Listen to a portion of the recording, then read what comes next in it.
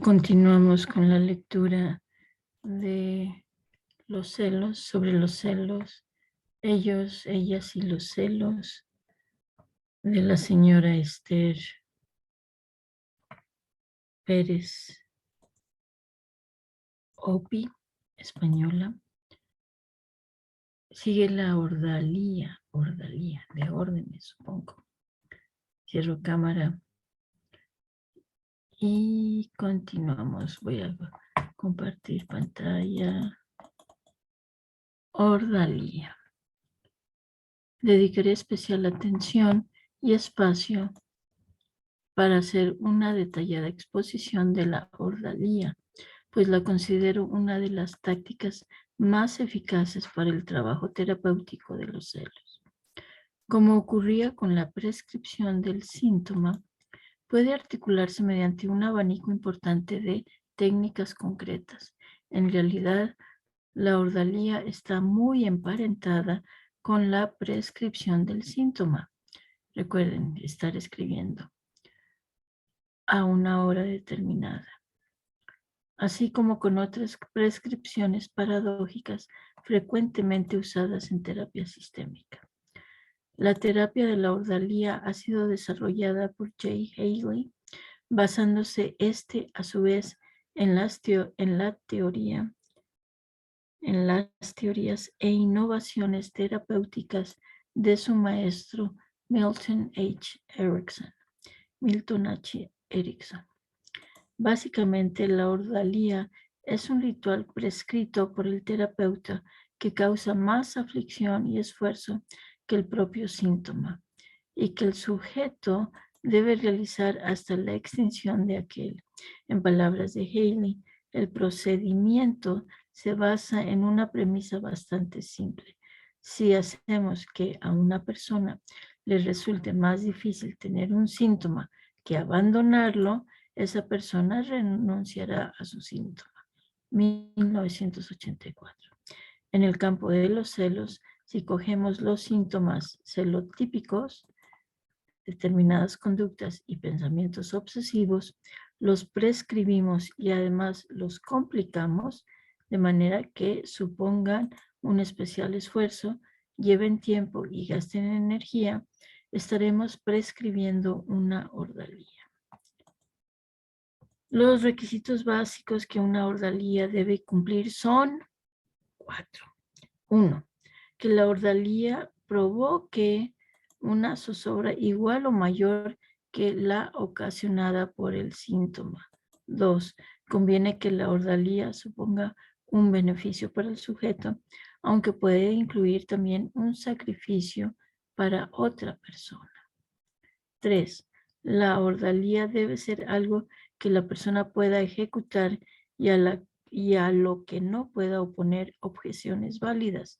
No debe contravenir ni sus creencias ni sus principios morales, pero mejor si contemplamos su propia lógica. Y 4. No debe causar ningún daño al propio sujeto ni a ninguna otra persona. A partir de ahí, las posibilidades de diseñar una ordalía son tantas como síntomas se nos presentan en la consulta.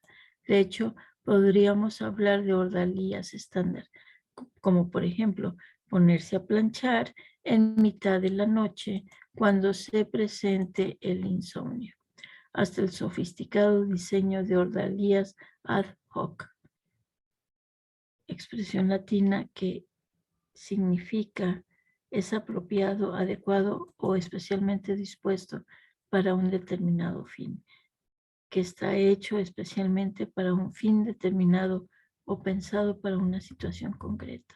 Google.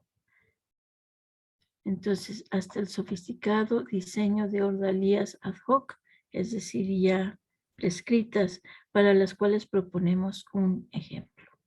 Caso Anne y John. Anne, de 34 años, conoció a John, de 42, cuando él aún estaba casado, aunque en trámites de separación de su anterior matrimonio. Conviven desde hace 6 años en un piso desde el cual se puede ver la anterior vivienda de John, en la que actualmente sigue viviendo su ex esposa, con la que todavía comparte un perro.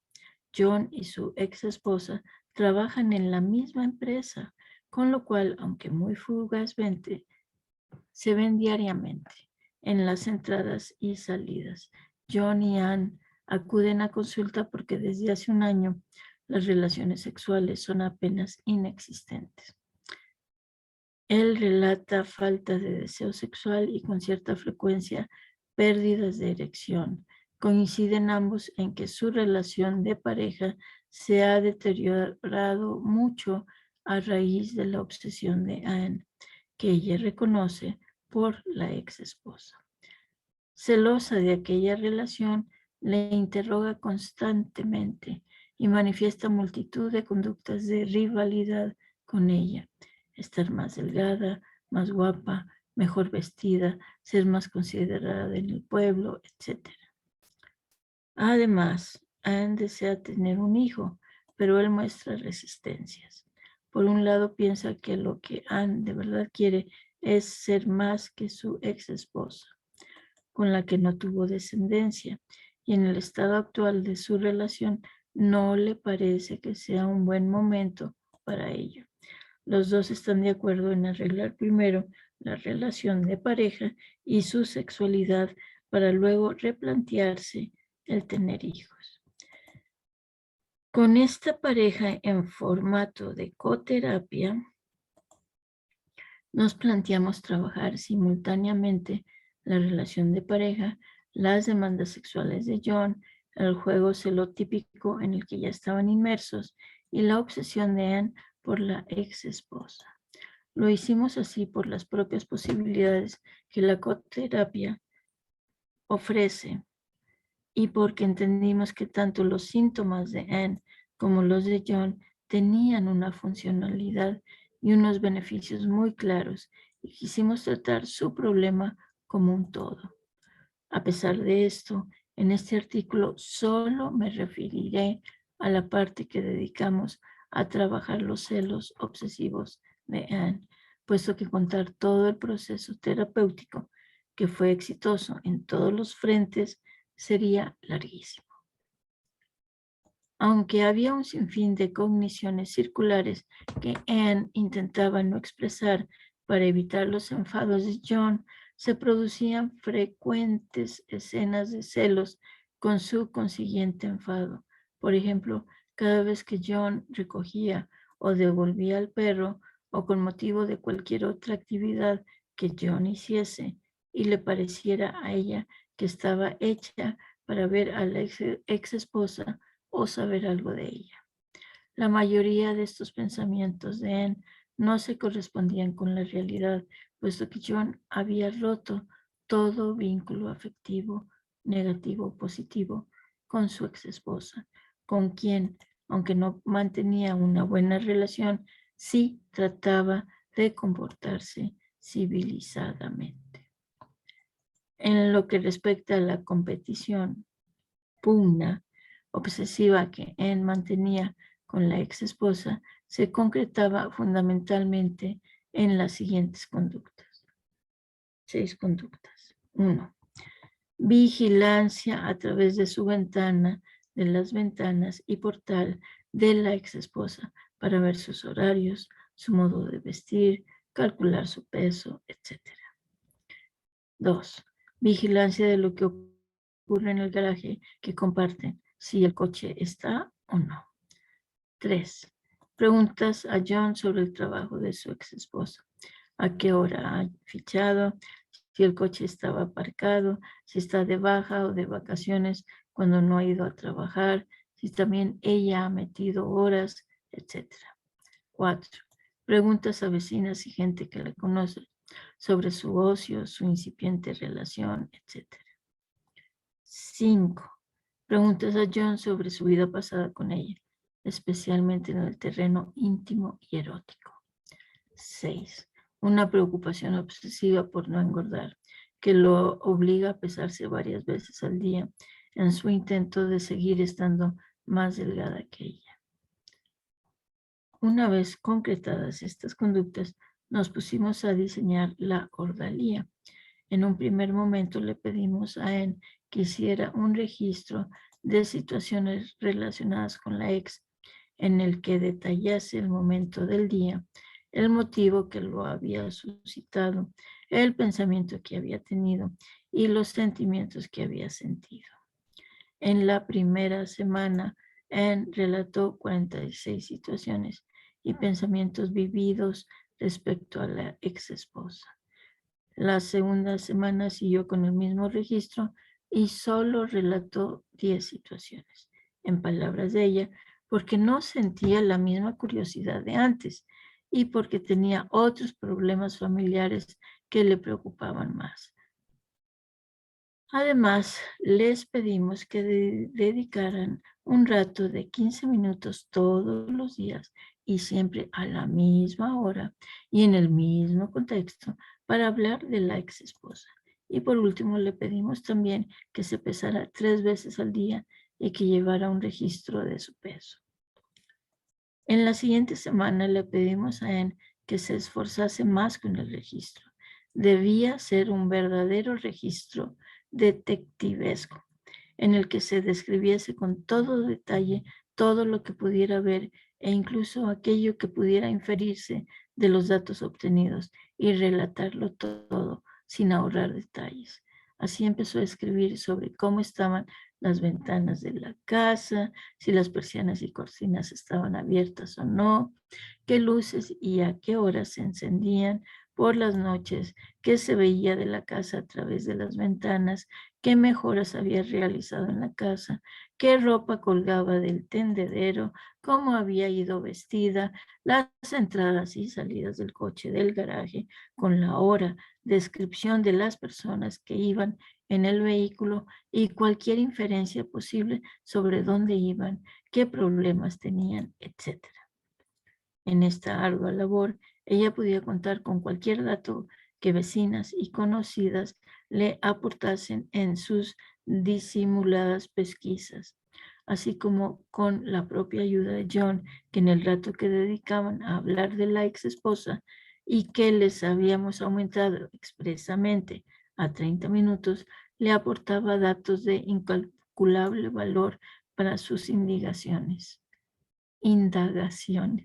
no indigaciones, de indispuesta, indigente, indagaciones, sobre todo si la había visto o no en el trabajo, cómo iba vestida, si la habían recogido, etcétera, lo cual le servían para corroborar muchas de sus hipótesis. También le pedimos que hiciese un registro de las variaciones de peso a lo largo del día, para lo cual debía de pesarse 5 veces al día y apuntarlas todas.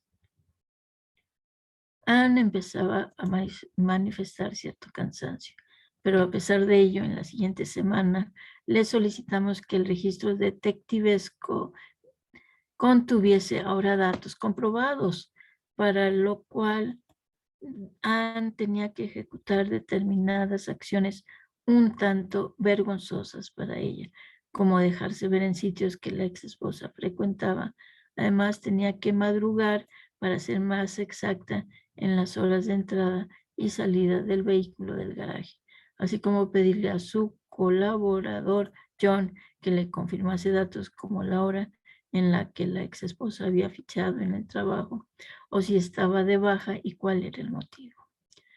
En la quinta semana mantuvimos este registro tal y como lo estaba efectuando, pero le solicitamos que se pesara con botas, abrigo, guantes y bufanda, al menos 6 veces al día, apuntando los resultados en el registro de peso y pesando aparte el equipo de montaña para hacer los cálculos.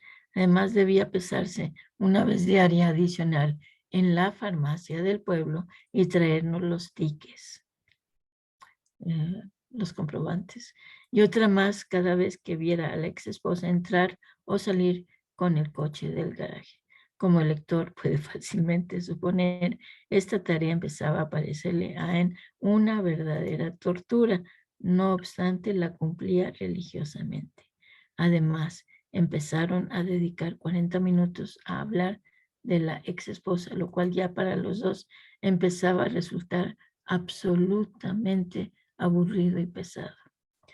En las siguientes 3 semanas, Anne continuó con los registros hasta que pareció aconsejable por cómo estaban las cosas y porque para Anne todo aquello se había convertido en un auténtico trabajo del cual apenas ya disfrutaba.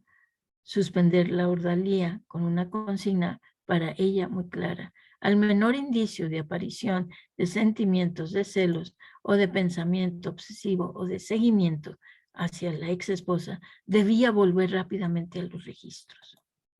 Esto solo ocurrió una vez y Anne, que estaba preparada para ello, porque habíamos hablado de la posible recaída, positivizando el síntoma, volvió al registro durante 2 días.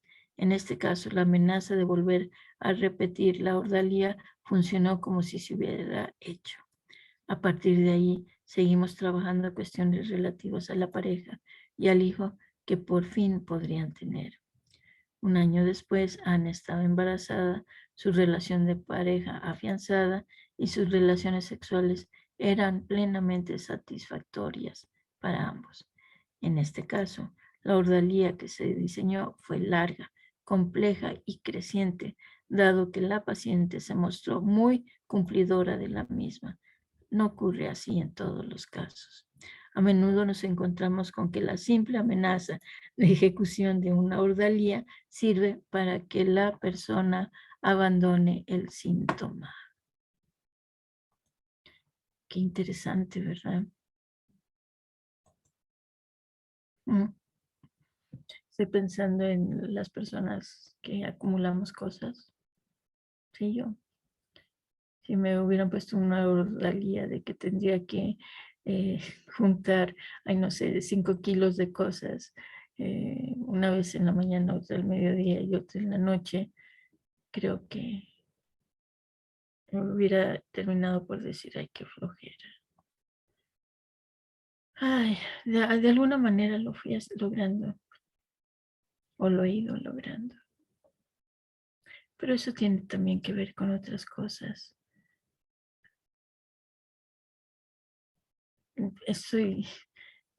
Es algo muy sencillo. Hay la hipótesis de que los acumuladores tenemos una profunda tristeza. Esto se lo aprendí a la doctora Ingrid St. Just. Entonces, material para seguir trabajando. Muchas gracias. Suspendo para continuar después con la externalización. Muchas gracias.